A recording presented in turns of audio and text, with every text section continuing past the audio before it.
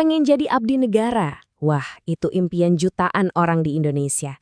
Tapi kita semua tahu, proses seleksinya itu terkenal ribet dan ketat banget. Nah, tenang aja. Anggap aja kita lagi duduk bareng nih buat ngebongkar tuntas seluruh peta perjalanannya, biar kamu bisa melangkah dengan jauh lebih pede. Coba bayangin deh, skala kompetisinya itu luar biasa. Ini bukan lagi soal cari kerja biasa, tapi soal gimana caranya kita bisa dapat kesempatan buat mengabdi ke negara. Makanya, di tengah persaingan seketat ini, ngertiin setiap detail prosesnya itu udah jadi keuntungan terbesar buat kamu. Oke, ini dia agenda kita. Kita bakal jalan bareng-barang secara kronologis, mulai dari gerbang paling depan, terus kita bedah dalamannya, tes-tesnya apa aja, kita cari tahu gimana sih cara mereka ngitung skor, terus apa yang terjadi kalau ada nilai kembar, sampai akhirnya, klik, NIP atau nomor induk pegawai ada di tangan. Yuk kita mulai! Oke, babak pertama, anggap aja perjalanan ini tuh maraton dan ada beberapa pos pemeriksaan. Yang paling penting buat diingat, ini sistem gugur. Kalau kamu lolos satu tahap, kamu bisa lanjut ke tahap berikutnya. Jadi setiap langkah itu krusial banget. Dan yang jadi wasit utamanya di seluruh pertandingan ini adalah BKN atau Badan Kepegawaian Negara. Mereka lah yang mastiin kalau seleksi dari Sabang sampai Merauke itu pakai aturan main yang sama, adil dan transparan. Jadi semua orang punya kesempatan yang sama rata. Intinya, ada 3 gerbang raksasa yang harus kamu taklukkan. Pertama, administrasi. Di sini, kelengkapan dokumen kamu diuji. Kalau lolos, baru deh kamu hadapin 2 ujian utama, SKD, terus SKB. Kamu harus lewatin satu persatu buat bisa terus maju.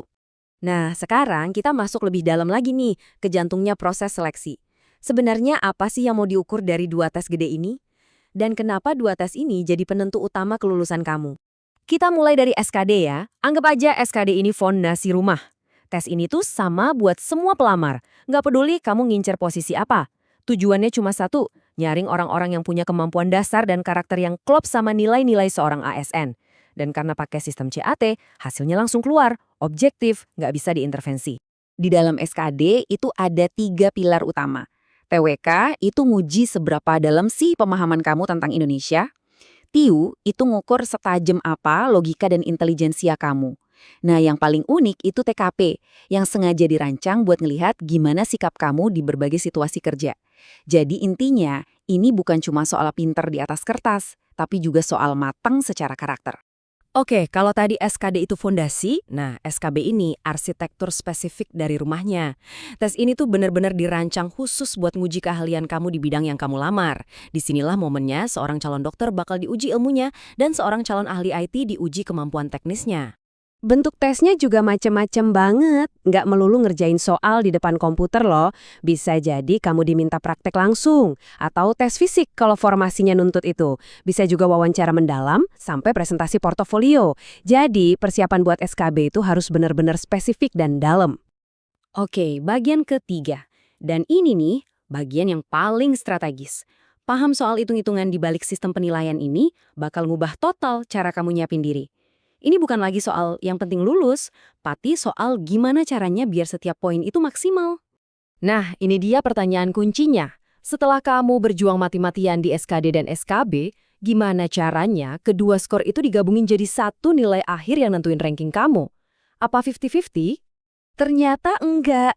Skor SKD kamu yang ukur kompetensi dasar itu punya porsi sebesar 40% dari total nilai.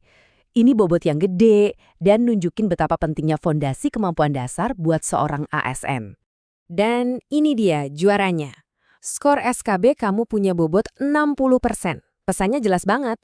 Pada akhirnya keahlian teknis dan kecocokan kamu sama bidang pekerjaan itu faktor yang paling menentukan kelulusan. Biar lebih kebayang, coba kita simulasiin ya. Misal, skor SKD kamu 400 dan SKB kamu 450. Nanti skor SKD kamu itu dikonversi jadi 29,09 poin. Sementara skor SKB karena bobotnya lebih gede jadi 49,09 poin. Tinggal dijumlahin, nilai akhir kamu adalah 78,18. Nah, angka inilah yang bakal nentuin posisi kamu di papan peringkat. Eits, tunggu dulu. Ada satu aturan main yang penting banget sebelum kita ngomongin bobot tadi. Biar bisa ikutan SKB, ada 2 syarat. Pertama, nilai kamu di setiap bagian SKD harus di atas passing grade. Kedua, dan ini yang paling menantang, nilai total SKD kamu harus masuk peringkat 3 kali lipat jumlah formasi yang ada. Jadi, persaingan jadi yang terbaik itu udah dimulai sejak tes pertama. Terus, gimana kalau ada 2 orang atau lebih yang nilai akhirnya sama persis sampai ke koma-komanya? Apa ini jadi untung-untungan? Oh, tentu tidak. Sistemnya udah nyiapin mekanisme buat mecahin kebuntuan ini secara detail banget. Ini dia nih aturannya. Kalau nilai akhir sama, yang dilihat pertama adalah nilai total SKD. Masih sama juga, lanjut dilihat nilai TKP-nya, terus TIU, terus TWK. Kalau semua nilai tes masih identik juga, baru deh IPK atau nilai ijazah yang jadi penentu. Dan kalau masih sama juga, ini yang paling unik, peserta yang usianya lebih tua yang bakal diduluin. Selamat ya, kamu berhasil lewatin semua tes dan dinyatakan lulus. Perjuangan beratnya udah lewat, tapi perjalanannya belum 100% selesai. Sekarang waktunya masuk tahap akhir yang juga krusial, pemberkasan buat dapetin status resmi kamu. Kurang lebih begini alur waktunya. Setelah pengumuman final, kamu bakal diminta ngisi daftar riwayat hidup secara online. Nah, data inilah yang nanti dipakai instansi kamu buat ngusulin nama kamu ke BKN biar NIP-nya terbit. Puncaknya, pas kamu nerima SK pengangkatan. Dan NIP atau nomor induk pegawai, inilah garis finish dari seluruh maraton ini. Ini bukan sekedar nomor, tapi identitas resmi kamu sebagai seorang ASN. Dapat NIP itu bukti kalau kamu udah berhasil ngelewatin salah satu seleksi paling kompetitif di Indonesia. Selama proses ini, BKN bakal verifikasi ulang semua dokumen yang udah kamu unggah. Nanti setiap berkas bakal dapat stempel, MS kalau udah sempurna, TMS kalau ada syarat yang nggak terpenuhi, atau BTS kalau ada yang kurang dan perlu diperbaiki. Ini benar-benar gerbang kualitas terakhir.